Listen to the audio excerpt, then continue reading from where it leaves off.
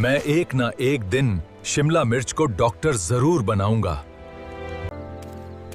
एक ना एक दिन मैं अपनी मेहनत से डॉक्टर जरूर बनूंगी।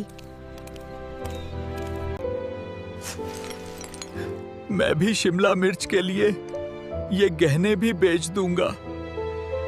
जाओ शिमला मिर्च, तुम शहर से डॉक्टर जरूर बनकर आना।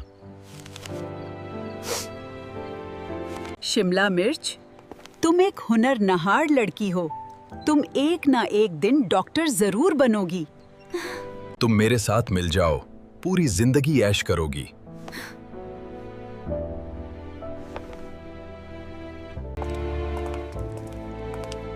मैंने अपना ख्वाब पूरा कर लिया। मैं डॉक्टर बन गई।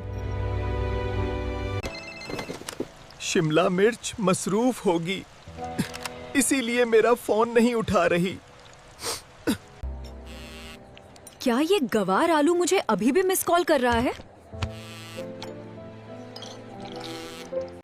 मैं इतने बड़े शहर में शिमला मिर्च को कैसे ढूंढूं? मैंने तो सिर्फ आलू का इस्तेमाल डॉक्टर बनने के लिए किया था।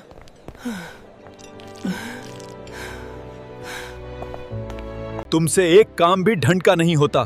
तुम जहां से आए हो वहीं रहने के काबिल हो। चले जाओ जहां से तुम आई हो। मेरे घर में तुम्हारा कोई काम नहीं। मुझे आलू के साथ ऐसा नहीं करना चाहिए था। मैं जाकर आलू से माफी मांग लेती हूँ, वो मुझे जरूर माफ कर देगा। आलू, मुझे माफ कर दो, मुझसे गलती हो गई है। आइंदा मैं ऐसी इंतहा नहीं करूंगी। अब हम दोनों अपनी जिंदगी अपनी मर्जी से जिएंगे। अरे यार, ईद आने वाली है। ईद को सिर्फ एक दिन रह गया है। अभी तो बच्चों के लिए ईद के लिए बोतलें भी लेनी हैं और ईद की शॉपिंग भी करनी है।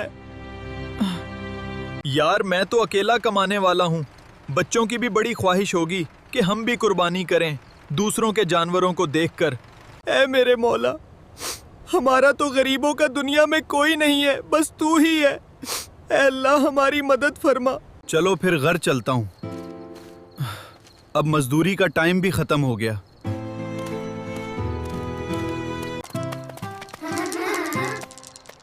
अरे, तुमने इस बार ईद पर क्या करना है?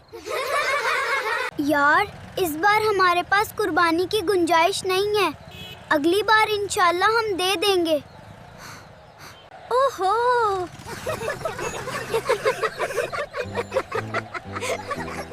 ये फिर से इस बार रह गए हैं। काश हमारे घर भी कुर्बानी होती। अम्मी, हमें बहुत दुख हुआ है। काश हम भी खुश होते जैसे वो गाजर वाले बच्चे थे। अरे बेटा, तुम्हें क्या हो गया? हमारे सब दोस्तों के घर कुर्बानी है इस ईद पर। और हमारे घर नहीं है कुर्बानी, तो गाजर के बच्चे हम पर हंस रहे थे। बेटा, तुम फिक्र मत करो, अल्लाह से मांगो, अल्लाह हमें भी दे देगा।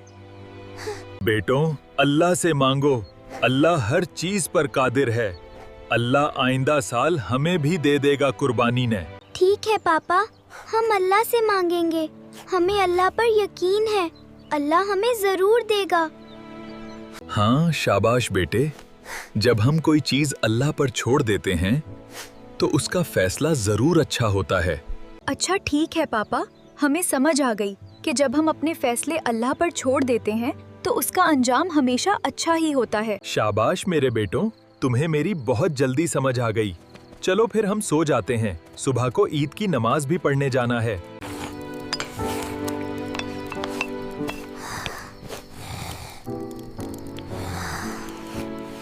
उठो मेरे बेटो, हम सब ने नहा धोकर फिर ईद की नमाज भी पढ़ने जानी है। सारे उठ जाओ। चलो पापा, हम ईद की नमाज पढ़ने के लिए जा सकते हैं। हाँ हाँ चलो, फिर हम ईद की नमाज पढ़ने चलते हैं।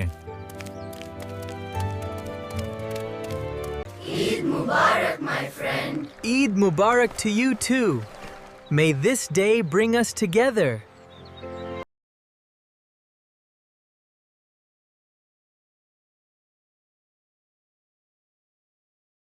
ये लो बेटा, तुम्हारी ईदी।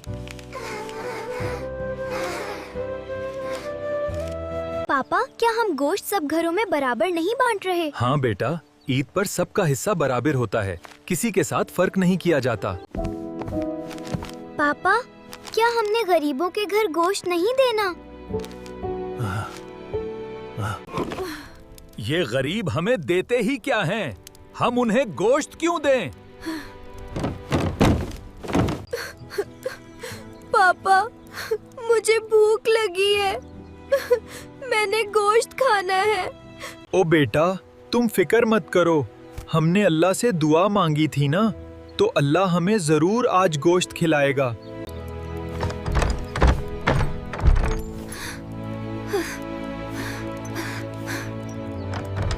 Eid Mubarak, neighbor. We wanted to share this with you. Oh, thank you. This is so kind of you. ये लो आलू भाई, हमारा कुर्बानी का गोश्त। हमने उस साल अल्लाह के फजलो करम से कुर्बानी दी थी। ये आपका हिस्सा जो कुर्बानी में से बनता है। बैंगन भाई, आपका बहुत बहुत शुक्रिया। बच्चे बहुत खुश हैं। हम आपके इस एहसान को कभी नहीं भूलेंगे। नहीं नहीं भाई, इसमें एहसान की क्या बात? ये तो अल्लाह पाक ने आपका हिस्सा रखा है। हमें तो अल्लाह पाक ने एक जरिया बनाया है आप तक हक पहुंचाने का, और वो हमने पहुंचा दिया। हमारे लिए अल्लाह के यहाँ दुआ कर देना। जी जी बैंगन भाई, हम अल्लाह के यहाँ आपके लिए जरूर दुआ करेंगे, और आप भी हमारे लिए दुआ कर देना। जी बैंगन भाई, आपकी बात बिल्कुल ठीक है, मगर ईद के दिन भी कुछ ऐसे लोग होते हैं जो लोग कुर्बानी तो करते हैं, मगर गरीबों का हक भी अपने घर ही रखकर खा लेते हैं। जी आलू भाई, आपकी बात बिल्कुल ठीक है, मगर उन्हें ऐसा नहीं करना चाहिए। उन्हें गरीबों के घर थोड़ा सा गोश्त तो भेज देना चाहिए, ताकि गरीब का बच्चा भी खा सके। उनका भी हक है। गरीब के बच्चों को भी खुशियां मनाने का हक है, उन्हें भी गोश्त खाने का हक है। अगर अल्लाह ने हमें दिया है तो उन्हें के सदके दिया है, हम उनको देते हैं तो इसलिए दिया। चलो आलू भाई, मैं चलता हूँ।